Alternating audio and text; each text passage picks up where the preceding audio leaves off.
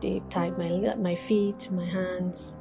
They used my husband's tie as a blindfold, and they, rolled me up in one of my drapes, threw me in the car like just another package, and I knew at that point, somewhere in my in my subconscious, that this is an abduction and they were going to hold me for ransom.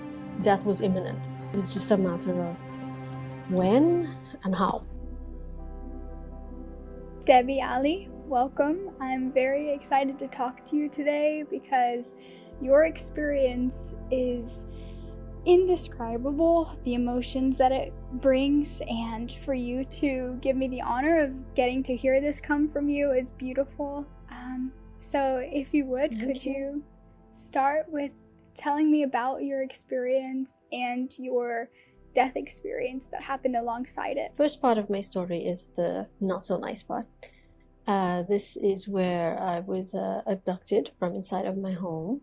This happened in 2006 on my birthday. And yes, you heard right, on my birthday. So it did ruin things for all the years after that for my birthday. Anyway, yeah, I was actually inside of my house, inside of my garage when this happened. I was home alone at the time. Fortunately, for me and my kids, they were very young at the time, but they went out with their dad, just not maybe 30 minutes max. So these men, they were clearly, awaiting an opportunity to just jump, to pounce, yeah, I was as cautious as I could have been at the time, looking around, making sure that the neighbors were about and everybody's preparing for Christmas and all that kind of stuff. And there was nothing strange, and boom, I was just about to close the garage door, and in a matter of seconds, literally, they were inside of the garage, one holding a blade and the other one a gun. And at that moment in time, when you're not prepared for it or expecting anything like that to happen, you freeze. And that's what I did. I froze. It was, needless to say, very terrifying and horrific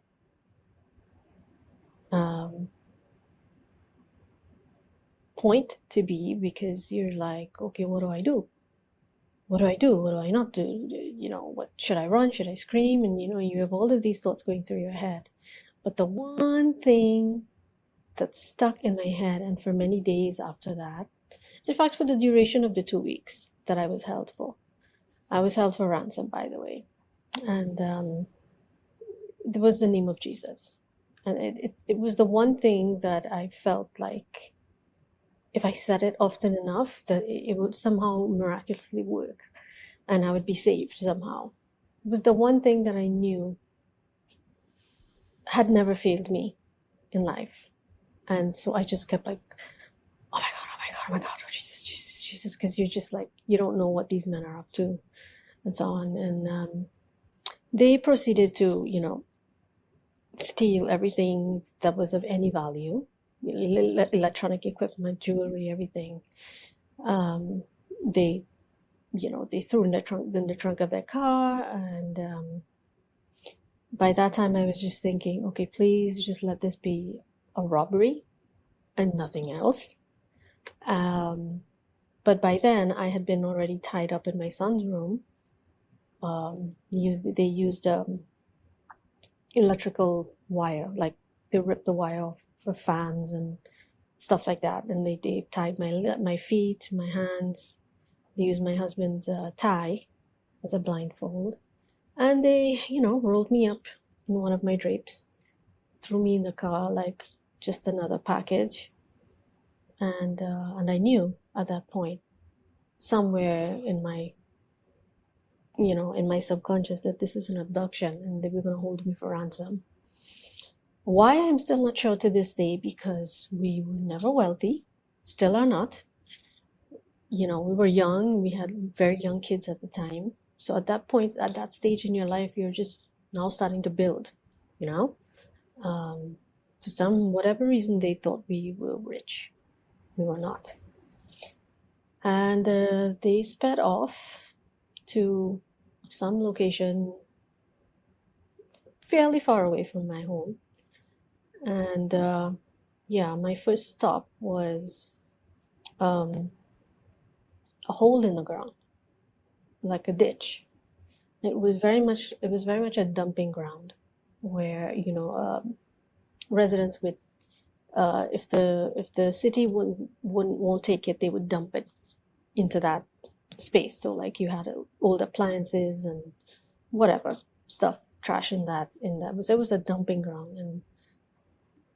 And I remember fighting all the way up there. I was fighting, I was screaming, I was kicking, but there was no overpowering these men in any way. There was one guy in the back seat with me. I mean, but they were both like tall and, you know, stocky and really, really well built, right? And I'm barely 5 feet. So it's like there's no contest in terms of strength. You know, when they screamed, I was cuffed, I was slapped, I was kicked into semi-conscious states at different times. So no one would hear, of course. And I did that all the way until they got to this dumping ground. And even then, you know, they dragged me out of the car. Well, I was still rolled up in the drapes. And I said, okay, Debbie, this is it. You have to scream as loud as you can, otherwise that's it. And I did. And of course, you know, I was cuffed in the face repeatedly like this. And when you're like barely 5 feet and you're very petite and not used to violence or anything like that, and all of a sudden this hits you from a very, very large individual. You know, I was in and out of consciousness, but I did remember being thrown into the hole, not lowered into the hole, not, you know, passed down into the hole. I was just kind of thrown in. So I had no clue. I couldn't see, so I didn't know.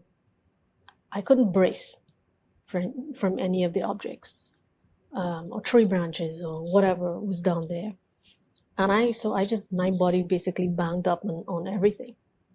And I just remember being in so much pain as a result of that fall, because there was no way for me to know. And my back is, you know, that's it. My back is shot, has been shot since then, because of those injuries.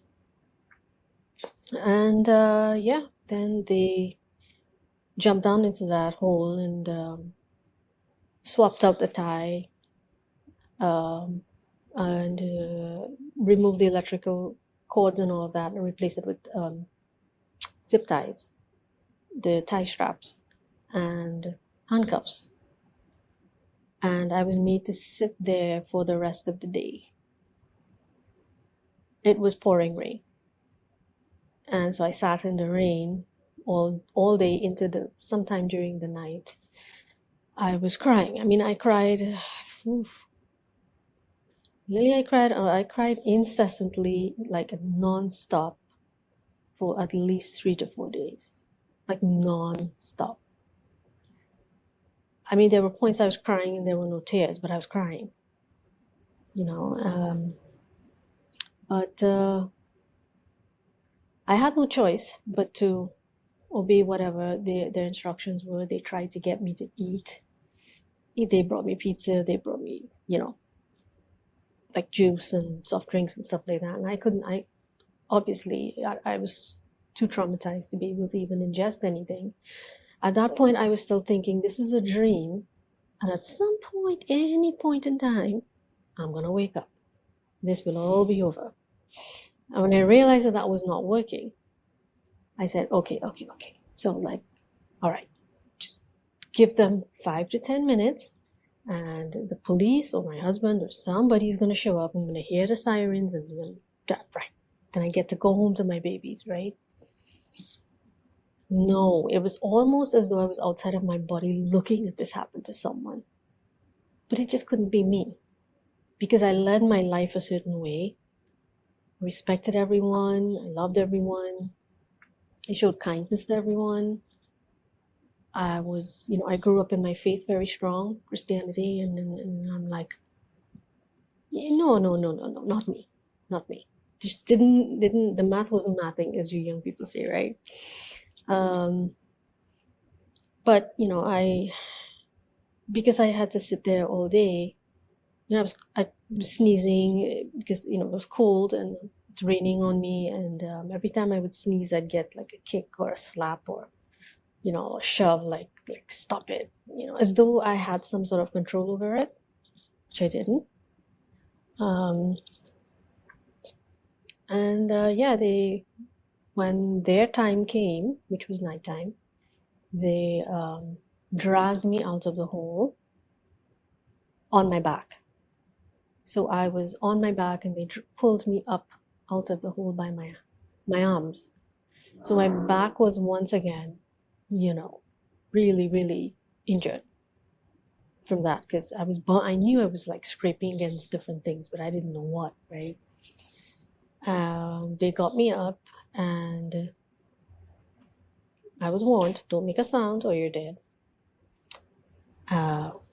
What was I going to do? There's a gun to my head, right? And then they untied my feet and they asked me to walk. Well, they didn't ask me. My mistake. I was told to walk. But the thing was, I could not see where I was walking. So I'm walking, and I was barefoot, by the way, hence the name of my book. I remained barefoot for the entire 2-week period.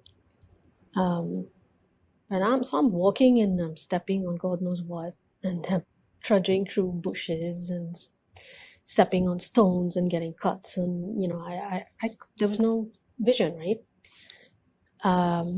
So due to trauma and the beatings I got up until then, I just passed out. I just dropped. I passed out, and when I eventually was revived, I was over one of their shoulders, and they were like, this guy was like just moving uphill like I weighed nothing. And that's when they dropped me on. They got to a little shack at the top of a hill someplace, and I was dropped on this concrete platform. When I say dropped, I mean like dropped. So my head was all banged up again. And I was told, well, they were discussing whatever they had to discuss on the side. And I was told, well, you need to bathe. And I'm like, well, no. I just remember like, no, because there was no way I was going to get undressed in front of them. I grew up a very, very conservative lifestyle. The way I dressed, the way I reported myself, everything, very conservative. And as often as I would say no, there'd be a kick, there'd be a slap, verbal insults, that kind of thing. Until I had no choice but to give in, because it was that or further beatings or death. And they said that I needed to clean myself because they didn't want my bruises to become infected. And I knew there were lots of scratches and bruises and stuff all over me. But I was like, okay, I'll just wash my arms that were, that part was exposed, my feet and stuff like that. And they were like, no, head to toe. And at this time, of course, I'm out in the freezing cold. And this tub of water was just shoved towards me, a bar of soap and a hard hat for school. When they started pulling up my clothes, well, that's when I just, did what they asked. And I had no choice but to bathe in front of these men, and you can, when you're by yourself, but you can just like feel someone is looking at you. You can just feel it. I knew I could feel their eyeballs like stuck on me. It was such a degrading and dehumanizing feeling you would not imagine, And then they flung this piece of fabric. Can't even say it's a towel. It's a piece of fabric at me. It said, dry off. And I didn't. I just kind of wrapped myself the best that I could. And I was thrown into this room and told to wait. I don't know what they were discussing. I don't know what was happening. I knew nothing, basically. I knew nothing. And eventually I was given a set of clothes, somebody else's clothing to wear, and I was handcuffed to a little bed. And they went off just to begin negotiating. That's what I was made to understand after. Remember, at this point in time, I was just lost. I didn't know what was happening and why. And I stayed there for a few hours again. I was weeping, I was praying, I was crying. It was just an unreal feeling. Little did I know that they had gone on to make the first phone call to my husband, asking for an insane amount of money in cash that clearly we did not have at our disposal. But he was not happy at all. And my husband said, "Well, we don't have money. Which we don't have it. If I had it, I would give it to you right now, all of it." And they were so mad that we did not have their money, not our money, their money. It always baffles me the way the criminal mind works, And he was very, very angry. He came back after that time away. He came back to the room and he was extremely upset. Started trashing the room, cursing, a lot of bad language, insulting me, and insulting my husband, my family, everybody as being liars and whatnot. Then sat down and listened to the news, listen to my story on the news. So and so is missing. She was last seen at so and so address. Blah blah blah. And they're talking about me, and it's just, I'm listening to this, and it's as though I did not exist. That's one. And then two, he was listening to this like, oh, I don't know, just another news story, like very casually. And that really baffled me. So yeah, I listened to my story being told on the news. Please free Debbie. She's a mother of 2 young kids. Stop what you're doing. Blah blah blah. The usual rhetoric. But of course, there's no reasoning with these people. At that point, I really, really felt lost. I felt very much alone and very lost to the world because I had no clue where I was, in whose hands I was in, what they were really. I knew they were after money, but what would their next actions be? Like I just had no clue what was happening in my household. Where were my kids? How were my parents were doing? My dad was very ill at the time, and I'm like, oh, what if he takes this too hard and he gets worse, and so like all of these things are going through my mind, and there was no way of finding out any other information. I just had to basically sit there and wait, which is really, really painful. You just have to sit there and not know anything and not be able to do anything,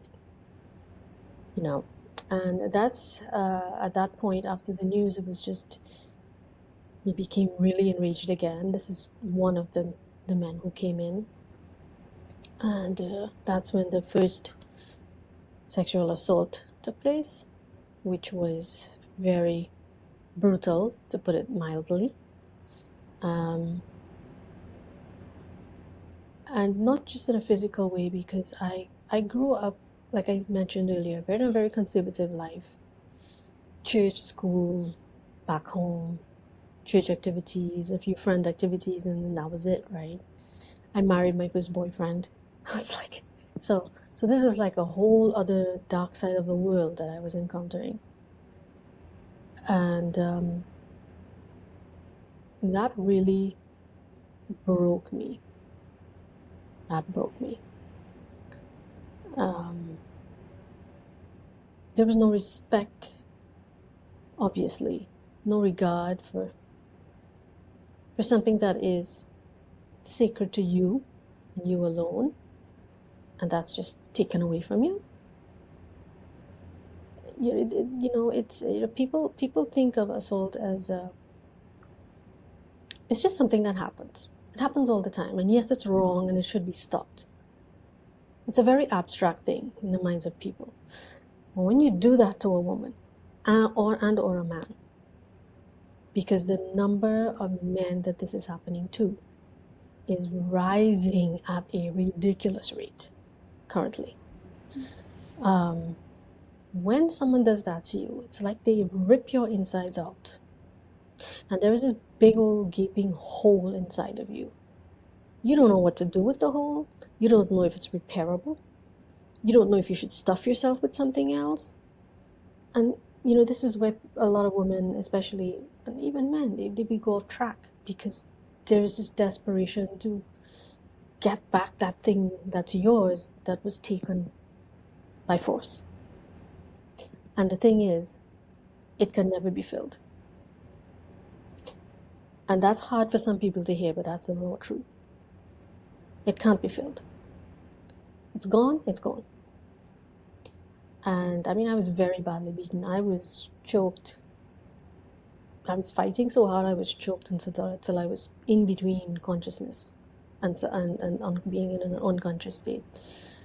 I fought with every ounce of strength that I could find. I screamed as loud as I could, and everything was met with brutality. Chokings, cuffs, slaps, I got like kicked in the belly and that kind of stuff, just keep me quiet, right? I fought until I was just no life left in me, and when all was said and done, I was just handcuffed back to the bedpost, and he just went about his business like it was any other night. And not too long after that, a vehicle pulled up, and that's when they took the tie, my husband's tie. They removed that and swapped it for like one of these black masks, right? They didn't want me to see anything, and I was taken to another shack, and that's where I remained for the next 13 days. That one other place with one individual guarding me, and I refer to him as the keeper in my book, because his job was simply to keep me alive, at least alive enough where I could be exchanged for ransom money. I was dropped off there. This man was, I thought the other guys were massive. This man was like Hulk. I mean, in terms of, bulk and size, and like, he dragged me out of the back of the vehicle by my throat with one of his hands. That's how, like, huge he was, right? Like, one hand, he just pulled me out. And of course I was choking, but what was I going to do? He squeezed, and so I couldn't even scream. And he dragged me out and put his arm around my neck, and he said, "You make a sound and I will snap your neck." And I had no doubt that he was strong enough to just snap my neck. I was too traumatized anyway by the assault to even think about what position I'm in now. I was numb, you know. He took me inside, the vehicle drove away, and then he dropped me on this other concrete platform where I was suspended from the air. I was, hung up. You see it in movies when they're about to interrogate people. I was strung up that way, suspended from the air with some dog chains. I assumed they were dog chains because I heard a dog barking. That dog would help him guard me for the following 13 days. And he let me hang there for quite a while. I was off the ground, by the way. So it was very painful on my arms. And he came back and just kept, bugging me for information about money and, our dealings and all that kind of stuff. And I answered the best that I could, as truthfully as I could. Nothing seemed to satisfy him. Of course, I did get another beating there because the answers were not what he wanted to hear, Eventually, I passed out while I was suspended, and when I woke up, I was, on the ground there, and he was like trying to get me to wake up. And when I did awaken, he used duct tape and wrapped it around my eyes, the eyes section of the mask, so just to ensure that I never see him. And there was barely enough space in the holes for me to breathe, so I kept like trying to widen the hole so I could breathe properly. But he said if I touched the mask again, he would kill me. I was not even processing anything at that. I was not processing. I was just all Jesus, Jesus, Jesus, just take off my babies, Jesus, Jesus, because I felt like, okay, death was imminent. It was just a matter of when and how. That's what I felt. I was just waiting for a blade or a bullet or something. It was just a matter of time. And he picked me up and he dropped me in this enclosed, what felt like a really tiny room. No ventilation whatsoever, no windows. There was no air flowing through that room. It was just very, very stuffy. And I was handcuffed to a little bedpost there, and I was left there. He went out for a bit, and he came back, and he suspected that I had tampered with the mask, which I did, around the nose, and I was crying, and I said, no, I didn't see anything. I couldn't breathe. But there was that did not seem logical to him. And that's when I was assaulted the second time as punishment. And he was like as I describe him as a beast, a real beast. Again, I fought until, again and again, I was in and out of consciousness during the fighting. Nothing worked. And he left, came back again, and I was shivering because it's early morning now and it's around Christmas time, so it's chilly. So I was shivering, and he asked me, well, what's, in a not so nice way, what's wrong, right? And I said, I'm cold. That's all I said. I'm cold. His response was to rape me again, and there was little left in me to fight, but whatever I had left, I did fight. I fought, was choked, slapped, kicked, insulted, and by then I was bleeding and all kinds of stuff, and I was made to wash myself, so removing DNA traces. I had no choice. I was in a daze. I was in a trance, and and then he left for quite some time. And I was left alone in this place with this ginormous pit bull, I would imagine, from the way the animal felt. It seemed to be that type, that breed. Um, and that animal was supposed to be guarding me, making sure that I didn't run away.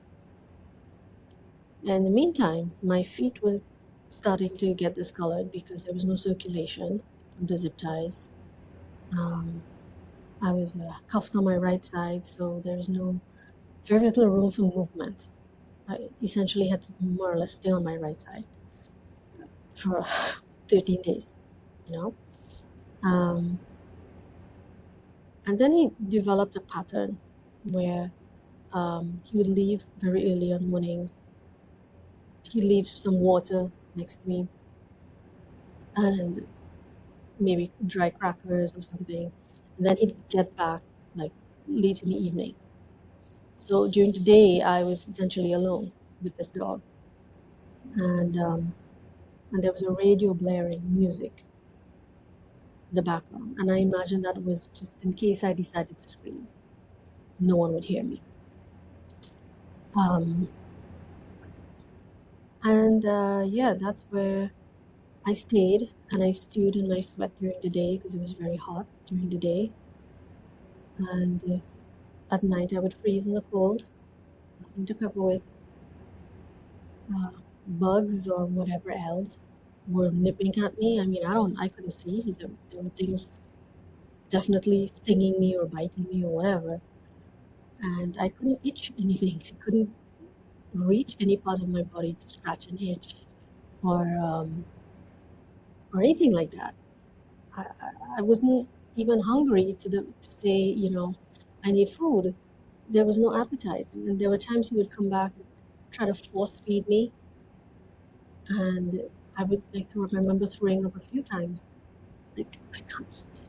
I can't eat. Who can eat when you're away from your babies and your home and you don't even know what's happening, right? Who can ingest food? And I kept throwing up and throwing up. And every time it would happen, he'd get more and more angry because he had to clean it. And, I had to ask permission only when he was around if I could use the washroom. And I'm a woman, there was just no luxury. That's such a luxury. So, so to the point where now, and even initially, just after the incident, after his release, once I need to use the washroom, move out the way. I will drop whatever I'm doing and I go straight for it. It's like I can't be delayed in doing that. I wasn't allowed to shower. I think maybe I had 2 baths, if you can call it that, from one bucket of water over that 2 week period. So now when I feel a little itchy or whatever, I let me take my shower. It's like that. I must brush my teeth and cream my use my lotion, and if I don't get those little things now, it's it's an issue for me because it takes me back to that time when I couldn't, and now that I can, don't stop me. Simple thing is being thirsty. If I'm thirsty, I have to have my water immediately. Otherwise, I would. I won't say I'd go into a panic, but I'd be very, very troubled. I can't stay thirsty for very long, but I can stay hungry for very long. It's weird, the things that happen after these events.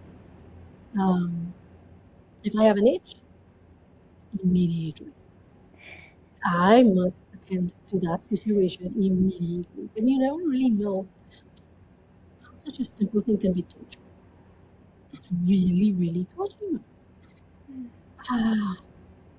In any event, I was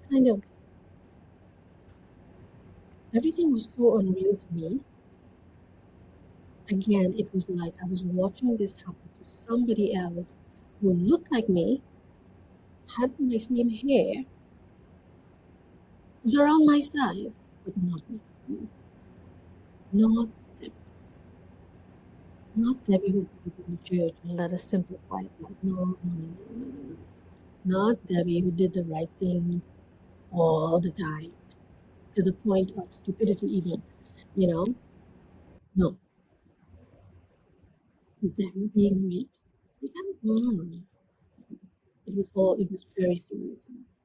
I couldn't wrap my head around it until a few days later when it started to dawn on me. Wait a minute, this is real. No matter how many times I close my eyes and open them, this is not going away. So it has to be real. Mind you, I saw no light for 14 days and 14 nights. So when I was eventually released, everything was infected. Eyes, scalp, hairs, like everything. And speaking of scalp, that dog, I don't think he or her, I don't think that animal intended to be, cause harm, really. I suspect maybe he wanted to play and saw me as a plaything because every time I would go for the bottle of water just to take a sip, he would knock it over.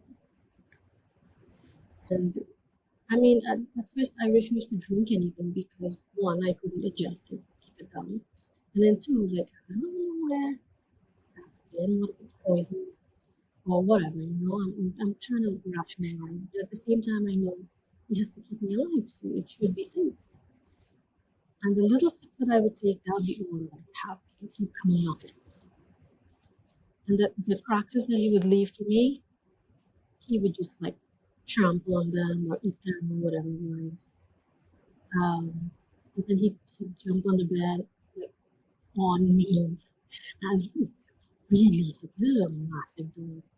The reason I knew he was massive, I mean, I was like bracing for my neck and the part of my ear that was exposed, and I was just like, so I felt the size of his head and the size of his body, and I was like, this is a massive animal. And he was like trying to chew on exposed, trying to chew on my ears, my fingers. So I had to like, roll my hands this way to try to protect, here, this area. And he was like trying to chew on my toes, um, and my hair, and he actually pulled out tufts of my hair from the back of my head, which of course took some time to grow back, and that was painful. And just biting and pulling things like that. It was awful until finally I asked to keep him. If I said, you know what, whatever he's gonna do to me, let him do. I couldn't allow myself to even doze off for a second for about 3 days and 3 nights because that dog was mauling me.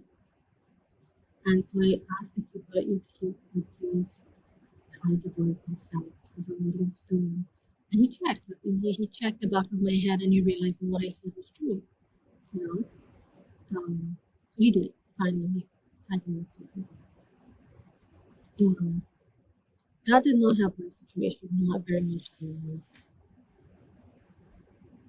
Question God a lot.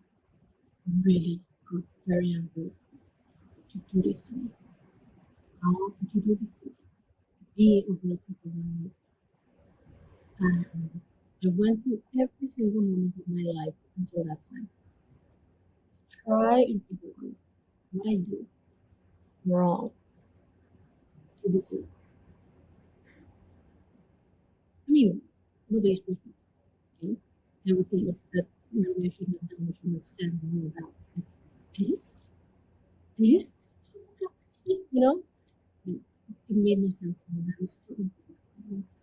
After about a week, no, not even a week, less than a week, I said, because he was just I was home too, right? So I would be talking to myself out loud. And I told myself, I told God, I said, you know what? I don't know where I am. I don't know these people. All that I know is that they want money that we do not have. And there's no way we can raise it kind of money. Okay? I am physically weak right now, traumatized, badly beaten. I'm not in a position to try to escape if I wanted to. So okay, I will die here.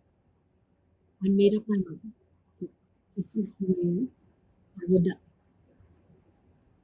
because I could see more of the world. And once I decided on that, and I came to terms with that, I told her, this is okay. So if this is what you think I deserve, I don't know. Because I can't do anything. I'm not in a position to do anything. I can't argue with you. I can't tell you if that is wrong. I can't tell you. I can be as mad at you as I would like to be, but that is not going to stop anything in my situation. It's not going to save me. So listen, if this is where you want to die, I'll die. But I will not put you, because I have served you my life, and I will do my part.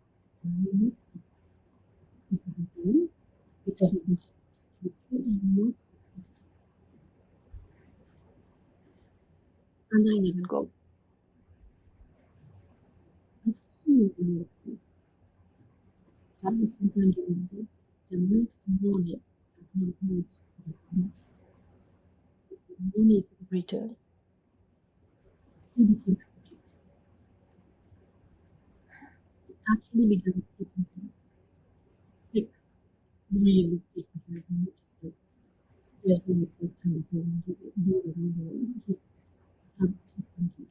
It was very, very strange to me because I this whole letting go things and giving it to God, people talk a lot about that. There's a lot of talk. But nobody teaches you how do you do that, right? And that's one of the things that I do in my counseling, because I counsel people from, I mean, they approach me from across the world, across the globe, right? That's one of the things I teach. How do you actually let go? Really, truly let go of something that is so close to you, whether it's an individual or a situation or whatever. And but I let it go. This man, the next day, brought me a warm home cooked meal, which I still couldn't, eat a whole lot of. I took like maybe one bite or something. But the fact that he was making this effort, he brought me juice, soda, stuff like that. I just took tiny sips because I was, nauseous all the time from pain and the trauma, everything. And he started asking me, "What would you like to eat today? I'll find it." Like, of course, I mean, what am I gonna say? I was not interested in my next meal. I just want to know what was going on, right? But he started bringing like painkillers for my headache and my general body pains and stuff like that, and staying with me a while and trying to have little chats with me and stuff like that. And of course, logically, I was thinking, okay, he's just, he's trying to keep me alive, right? I have to stay alive, so he's being nice because of that. But then, if that was the case, he did not have to persist being nice, in being pleasant towards me. And we started having these conversations. He did most of the talking, of course, initially. Politics, celebrity news. I mean, you name it, all kinds of things. He just was curious, about my opinion. And we talked a lot about religion. That he seemed the most curious about, because apparently he had heard me praying. Because, like I said, I prayed ceaselessly. And he was like, "What are you always praying for? Who's this God you're praying to? Like, what? Look at your situation. Look at your condition." And I said, "Jesus." And he said, "Yeah, I heard about this guy. Like if it's just some random person, right? Who's this Jesus? What is he about? Why do you love him so much? He doesn't love you. If he loves you, why would you be here? What kind of God does this to someone?" And I started explaining to him, and I kid you not, this is where I believe the Holy Spirit just took over the whole scenario. I was me, but it was him speaking through me. Because it would not have been logical for me to have gone through what I did and then give the responses that I gave this man. So I take no credit for it. I started teaching him about Jesus and why he came to the earth and why he died for our sins and how it all kind of made sense. I try to put it in a way that it makes sense to him. And why would Jesus let this happen to you? And I said, well, he didn't make this happen to me. He allowed it to happen for a reason. And that was hilarious to him. Oh, what could possibly be the reason for allowing this to happen, you know? And I said, well, I'm not quite sure yet, but I'm sure in time that will be revealed. And you know, that was sufficient for me, but it wasn't for him. He was just fuming mad. He was in between being angry and laughing at me, you know, at my dumb, blind faith. But eventually, the conversation got to the point where he started telling me about all of the different murders he was responsible for. He was a stone cold murderer and killed this one and the other. And he started, like, you know, listing them out. And I'm like, he said, that Jesus, he can't love someone like me. What do you mean he loves everybody? He can't love me. Look at what I did, you know? And I remember telling him, Jesus did not come to the world to condemn it, but to save, right? So if he came to save, and the same way he created me, he created you, then it makes sense to believe that he would want to save you the same way he wants to save me. And he couldn't wrap his head around that kind of love because he had never been exposed to it. And I always tell people, you don't judge others based on your standards. I grew up on the side of society where things were pleasant. He grew up on the opposite side. Everything was about death and murder and theft and cruelty and no education and nothing. So who's to say that if I grew up the way he grew up, I would not have turned out the same way? And then who's to say if he grew up in my environment, who's to say he would not have turned out differently as well? Right? So he couldn't wrap his head around the fact that I did not hate him, because he asked me, do you hate me? And I said, no. He said, well, you should. I said, yeah, I probably should, but I don't. And I really, really did not. And he's like, why? I would hate me if I was in you. And I said, because, again, Jesus did not come into this world to hate and to condemn. He came to save. And then that's when he broke down on his knees, crying and begging for forgiveness from me. I was a little bit, like taken aback and confused, and I told him I forgave him. I said, I forgive you. I forgive you. And I really, really did. And again, I'm saying that was not me. That was all God. And he said, well, how can you forgive me? Look at what I did to you. I brutalized you. You're so badly injured. He said, well, that's what the Lord taught. Forgive others, because nobody is without fault. So who am I to judge you? If the Lord won't judge you, who am I to judge you? He couldn't quite understand. But he accepted my forgiveness. And I remember him holding my hands in his hands and kissing my hands and said, listen, from today forward, you are my friend. And I will not let anybody touch you or hurt you or try to kill you, even if it costs me my own life. And at first I was like, the me side, the logical side, I was like, what's he playing for, that suspicious side. But then again, everything was the Lord through me, and I knew that was the Lord at work. He said, no one will touch you. You will go home to your babies as soon as I can figure something out. And he gave me such a tight hug, and I knew it was genuine. I felt it. And I was wearing my scapular, which I always wear this, Jesus, Mother Mary around my neck. This has no value financially, you know. They'd stolen all my jewelry, wedding rings, earrings, everything. He asked very politely if he can have this to keep with him. And I'm like, well, why? And he says, so I will remember you as my friend. And I will remember that there's always a chance for me to change and turn my life around. And he refused to take it. He waited for me, he wanted me to take it off and put it in his hands, which I did. And of course, he cried again. And he said, you're my friend. I never had a friend growing up. There were people I would hang out with. There were the gangs, yeah.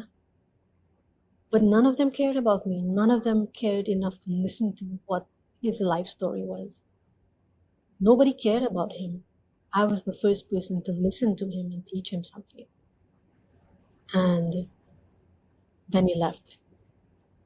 And I knew that was a lot of work, for sure. The next day he came back and he told me he would come in and he would hug me. Whenever he came back, he would come in and hug me and started bringing more and more meals. Of course, I couldn't eat. There was no way I could eat. And he tried his best to encourage me, but in a gentle way. And he told me that he was working on something that would try to get me out of that position. I had no clue what that meant or what it was. But that day, he came in and he untied me, unlocked the handcuffs, everything. I was free, essentially. I was just sitting there, free. And he said, listen, I know you can't see anything and I can't let you see me, but try to gauge around 15 or 20 minutes and then just run. Get out of here and run. And, I was like, okay, and he left very quickly before I could ask any further question. He left. And I sat there and I was thinking, well, should I run? Or is this a trap? And as clear as your voice is, Lily, I heard the voice of the Lord say, Debbie, do not move. I didn't. I obeyed. He said, if you leave, whoever he's working with will kill him. And there was a part of me that was like, why should I care? But again, it was the Lord through me. He said, do you want this man's blood on your hands? And I said, no, Lord. He said, then you stay right there. Because again, and now in this turn, the Lord was emphasizing to me, I did not send you here to condemn him to death. I sent you here to save. And I stayed put. And he came back and he was fuming mad. He was trashing everything. And like, how could you? I cleared the hill, whatever that meant. He said, I cleared the way for you to just go free, right? And get help and all that. And here you are, and blah, blah, blah. And he was just trashing everything. And finally he sat down and he said, well, why? Why did you go? He said, because if I had left, they would kill you. And he's like, and, I said, and if they kill you,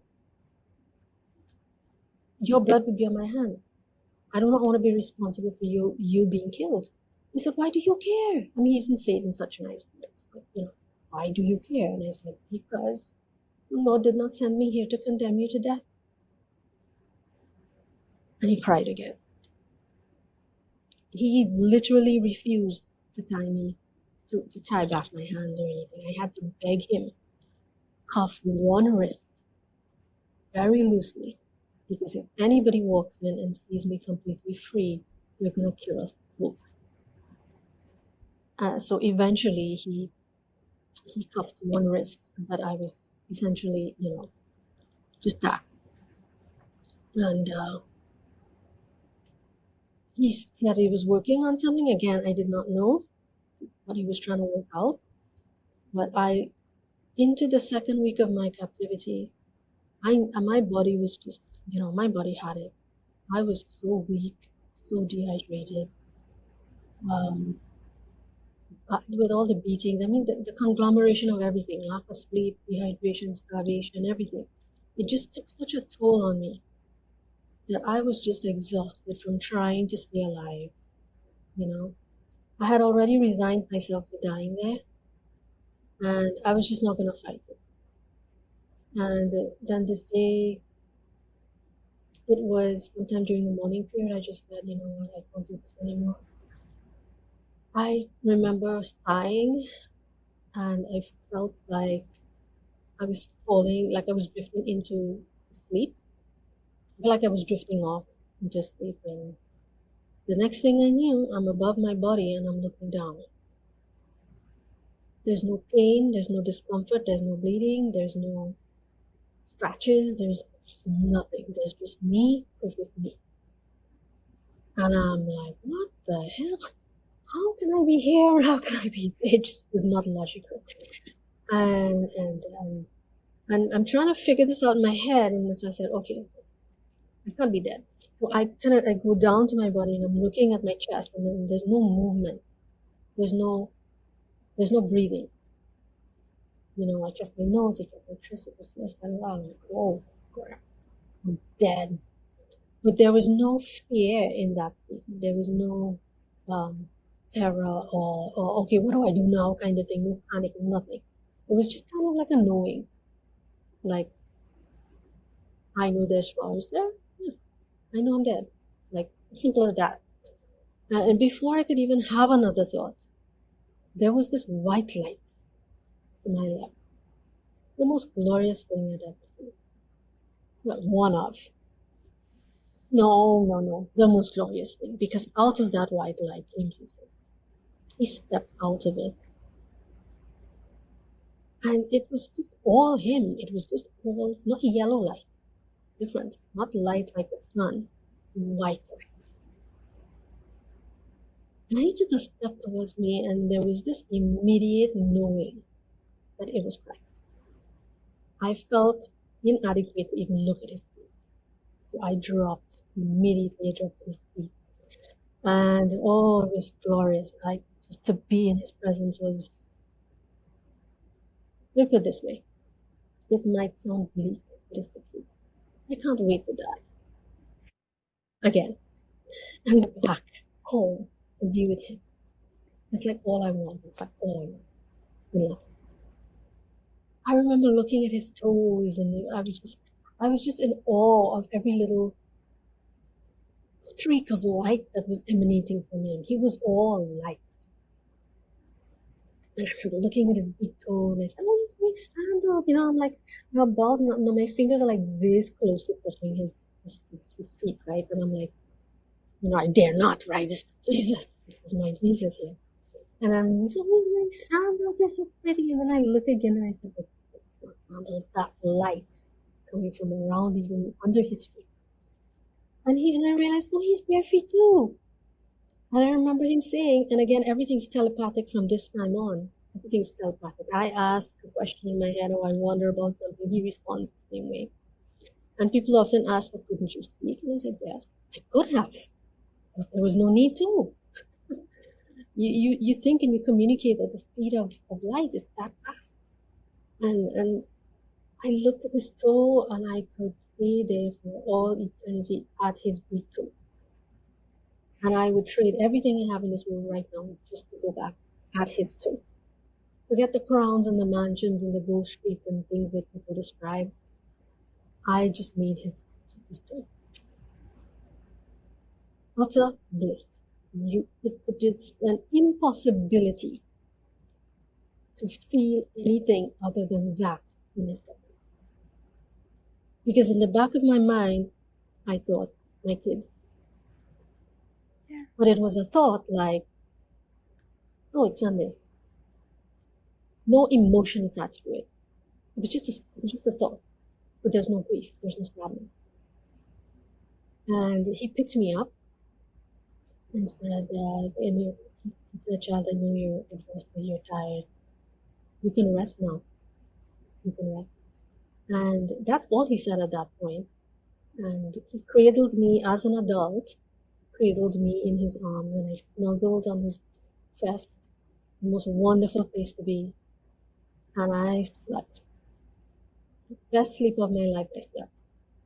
And when I woke up, I was on the beaches. The most beautiful thing I have ever seen. There was water, there was sand, there were rocks nearby, there were trees, whatnot, gentle breeze blowing. But this world is, how do I say, black and white. And heaven is life in living color.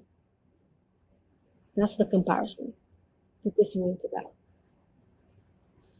And it's like the colors were alive. It was like everything had its own heartbeat.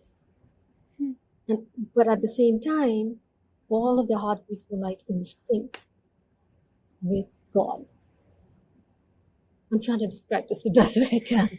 And I remember like I was like a toddler and I was like just over his shoulder. I'm looking back and I'm like, you swear I'd never seen a beach before. I mean, I grew up on a tropical island, for Pete's sake. You'd swear I'd never seen a beach or sand or anything. And like, wow. And then I had noticed there were no footprints as he was walking. And I just kind of wondered. It was like more just like an observation. And his response was, that's because you're not supposed to go back. And that should have made me sad. Because again, I thought, my babies. But I could not feel sadness. It was just a thought. And then he put me down, and I'm wiggling my toes in the sand. And it's wet sand, but it's not clumpy. It's not clumpy sand. It's just grains of crystals. And I'm wiggling my toes like I'd never seen it before. And I stooped down and I'm playing with the grains of sand, and each one was its own individual crystal that I could see. Imagine being able to see one grain of sand by itself. That's how keen my eyesight was. And I'm playing with this grain of crystal, and it's different from the other one, and I can't wait to see the other one, what that one looks like. It was just, can you imagine a beach full of quadrillion, zillion grains of sand, and each one has its own wonderment? It's always unreal. And I could have stayed on that sand, yeah. But he held my hand and we were walking, and I looked at the ocean. And again, I was thinking these thoughts, but he was responding telepathically. I said, wow, I've never seen a blue like that. I remember the Lord saying, because it only exists here. It was beautiful shades of blue in that ocean. And the horizon was a straight line. And where the water would reach the edge of the sand, normally it'd come in little ripples, little waves, right? As Jesus would walk 2 or 3 steps, the water itself would stand still and form a dead straight line where he would pass. And as he continued walking, then there would be movement in the water. That defies science and logic. And the Lord said to me, that's because everything must stand still in my presence. So the fish, the aquatic life in the ocean, everything stood still when he passed. And once he passed, it would continue moving, and it was so glorious. And then I wondered, why are there no clouds in the sky? I'm just wondering, and he's like, this is happening, there are no need for clouds. There is no sky. And I'm looking up and like, no sky. He said, there's no need for a sky. Here everything is limitless. You can move limitlessly. You can travel limitlessly. Why do you need a sky? I'm like, And then I found myself looking for the sun, and there's no sun. He said, well, we don't need the sun. But at the same time, everything is bright. So I'm thinking now, I said, the light you see is the light of God. It encompasses everything and is a part of everything. And so when he said that, I started looking at the light really carefully. And I'm looking at the leaves and the trees, and there's no shadow beneath the leaves. There's no shadow on the other side of the rock, on any side of the rock. It's all light. There can't even, a shadow cannot exist in the presence of God. And I marveled at it. He said, and that breeze that you feel, that's so cool and calming, that's the breath of God. The breath of God that keeps everything alive. And I was in such wonder and amazement. And again, there was this thought, my babies, but just a thought, not grief or anything. And Jesus knew the thought that kept popping into my head. And he said, why do you want to go back to your children? And I said, well, Lord, I love them. Would have liked to take care of them and see them grow up, and And I said, but do you not trust me to take care of them? And then it was like, yeah, I trust you. There's no one else I would trust to take care of my kids but you. And again, I gave it over to him. As soon as I gave it over to him, guess what? God appears, God Almighty appears and gives them back to me. This is one of the things I try to teach people. We hold on to things and issues and people and grudges and all these things. And every day-to-day worries, we hold on to these concerns as if we have some control over it. But when you let it go and you give it to God, He solves it immediately. Because you have now laid down your burden at His feet. And I gave them over to Jesus. And then this more magnificent white light appears, like if that was even possible. And I saw no one, but I did hear a voice. And that was the voice of God, which I still hear from time to time. And very, very distinct. And I thought his voice was the most beautiful thing I'd ever heard. It was a mixture of a combination of like gushing water, a trickling river, the sound of the ocean, but they were words. And at the same time, it was very melodious. It was like music as well. Very, very hard to describe. It was like a combination of all of that. And I thought, it's the most beautiful thing I ever heard. And the Lord said to me out loud, God said to me out loud, my voice is the most beautiful sound you will ever hear. But to those who do not belong to me, it's the worst they will ever hear. And I thought, that was good enough for me, And he said, child, I know you want to go back to your children. If I allow you to go back, you must do, and here's the list. There's this list before me. That 8, 1, 2, 3, 4, 5, go down. And the first thing on that list was to write this book entitled The Bare Feet. I saw the name, I saw the cover, I saw the colors and the blends, everything. I saw the font style to use for the lettering, everything I saw. So that's your first task. And then you have to continue, counseling and helping people. And the list went on and on and on. Immediately I promised. And I regret that so much sometimes. But I promised him, yes, I will do everything I promised you here today, Lord. And he said, good. Do not worry about where the words will come from. I will give them to you. I will give you the strength to write this book, because I would never have chosen to write a book about this. He said he would provide me with the strength and send the right people to me. And I said, okay. And with that, he says, oh no, everything will be okay. He disappeared. And Jesus was so happy. He was like a kid, all bouncing around and jumping up and hugging me and swinging me around and everything. And people have this image of him like he's, Jesus Christ. And yes, but he has such a sense of humor, and he has such a rich personality, and he can be so childish and silly and, just as we are, He was so, so happy. He said, okay, we're going back. He kisses me on the head, and he says, it's not going to be easy, Debbie, but I will be with you, and everything will be okay.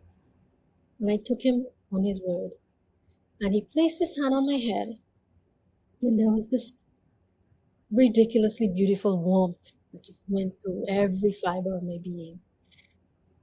And he was blessing me. I knew he was blessing me, but I also knew he was removing illnesses and diseases from my body. I just knew it. Because after the fact, when I was released, the doctors were baffled that they could not find a trace of anything in my blood. And many of my bruises were gone. Many of the injuries that should have been there were not there, to the point where the police thought I was lying. They could not find one single STD. They could not find a trace of HIV. I was not surprised because I knew what Jesus had done. But I'm not going to tell these doctors that, right? Because the first thing he said is, Mrs. Ali, I should tell you up front, there's a 98+% chance that you have contracted HIV from these men because they're criminals. They're out there with God knows who. And everybody's worried, Everybody's so worried. And I was just like, go ahead, take the blood. I knew what I knew. I knew there was nothing. And Jesus walked back with me after he blessed me. And he was so happy. We were like, swingy hands kind of thing. And we came to the end of the beach. And there is where I saw the saints and Mother Mary. So Abraham, Moses, Jacob, Isaac, Isaiah, Mother Mary. They were like there, and I was in the middle. And all of their heads were bowed in prayer, except for Mother Mary. She turned and looked at me while they were praying, and she said, my message to the world, her message to the world is that God always answers the prayer of a mother. And the smile that she gave, I knew that I was returning to my children, not just because of my love for them, but because of my mother's love for me. And I'll tell you how I know that later on. I knew that was what was happening. I knew my mom had a great deal to do with that situation. Most beautiful smile. And Archangel Michael came down on my left, just right by my left shoulder here. Archangel Gabriel came down on my right shoulder. And Jesus said, Michael will stay with you to the end of your days until your work is done. And he will protect you. Don't be afraid. Angel Gabriel will come to you whenever you need wisdom, advice, understanding. Call on him. And I kid you not, Michael is one of my best friends. He is not the way we think angels look. He is seriously, how do I say this? He means business. He means business. When he shows up, everything runs, He is full armor. His wings are armored. His face, his hair, his sword, his whole body is armor. And his sword is so beautiful. I've seen it and I've held it, a smaller version of it. That's a whole other story. But I've been in situations where he showed up and I heard his wings. And I knew, okay, there was trouble. And trouble did appear. I've had people come in and, just like see me and then look at me and then do this. And then just exit. That has happened multiple times. And it's because they did not mean well and Michael was there. And then I'd hear his wings just go down. And he'd be gone. If I feel afraid of anything, I say, Michael, buddy, don't get me wrong. There's some people misinterpret this to say I pray to him. or I worship them, or I pray to Mother Mary now. But I do speak to them as friends. I speak to them as friends and cohorts. And I ask for help. I ask for intervention. I don't worship them. I worship the Lord. But, and Gabriel has been in and out with wisdom. With Gabriel, I'd see like very thin flashes of light, almost as though a vehicle is passing out your home and there's a sliver of light through the blinds or something, kind of like that, but not in an area where there would be blinds. You see these slivers of light. I knew he was there. And very soon after, whatever I was asking about would just come to me. No. Amazing. And then I stood there, and then I started to grow very tired, and I curled up on the beach in a fetal position. And I remember the journey back to my body. So awesome. Like, who wants to be on this earth? Who wants to be in this thing that we call the human body when you can be free? I was light, and I could travel at the speed of thought to any planet, any universe, any galaxy, as fast as I could think of it. And I could travel in between the spaces of the spaces. I don't know how else to describe it. I could travel to different timelines. And it was just unreal. And I was just like floating and dancing in the air and just reveling in that light freedom. And I remember being sucked back into this. It was just like so sucking. You know, I was just like, my first breath and all the pain came back. And then I was like, oh, should I really? Yeah, it so sucks compared to what real life is. This is not life. And I keep thinking, this is not life. This is just a trial phase to prove our way, you know? Learn some things and then go where we really go. We're supposed to go home. And I came back in my body, and I knew that I had no disease, and I knew that I would be set free and see my baby. I did not know how, but I knew it would. And the keeper came in. Now, I left my body sometime in the morning. To me, that whole experience felt like less than 10 minutes, if so much. But when I got back in my body, it was very late evening into the night. And the keeper came in just after, and he was like, why are you smiling? I just shrugged my shoulders, you know. I knew what I knew, I didn't tell him it. And then 2 days later, the kidnappers agreed to accept 1/100th the amount of money that they refused to pay. That has never happened in the history of an abduction. They keep a hostage between 4 to 5 days maximum. They keep them alive maximum 4 to 5 days. If no ransom has been paid, that's it. They become a liability, so they kill them. So, after 1 week, my file had moved from anti-kidnapping to homicide. So they were looking for a body. As far as they were concerned, I'm dead. So when they eventually found me, when I was brought up, they found me, again, nobody could understand me. And the keeper said, I'm going to give you a phone. That was very early in the morning of the 19th of December. He gave me back my own phone. He said, I'm giving you your phone because you know the people. Okay?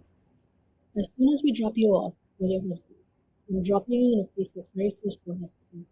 You'll be okay. Nobody's ever done that. The police were like, what is this? You know? And they did. He did as I was less than 2 blocks away from the hospital. Of course, when I ripped off the mask, I couldn't see anything because my eyes were infected, so I had no idea. But I did manage to dial my husband's number and look for a few signs that they tried to track me. And eventually they found me. People think that was the end of it. Yes, I was reunited with my babies. I can't describe that feeling. But the aftermath is the other part. How do you think it is? I have some questions for you specifically about the aftermath, because I think that the integration process, the healing, how do you heal from something like that? What does your relationship with Jesus look like now since then? How did you reunite with your children and tell them about the horrors that happened to you? What do you do with that knowledge with your family? How did you begin to share it? Yes, I have all of these questions, and I think we should do that in part 2. So would you join me for part 2? I'm happy to.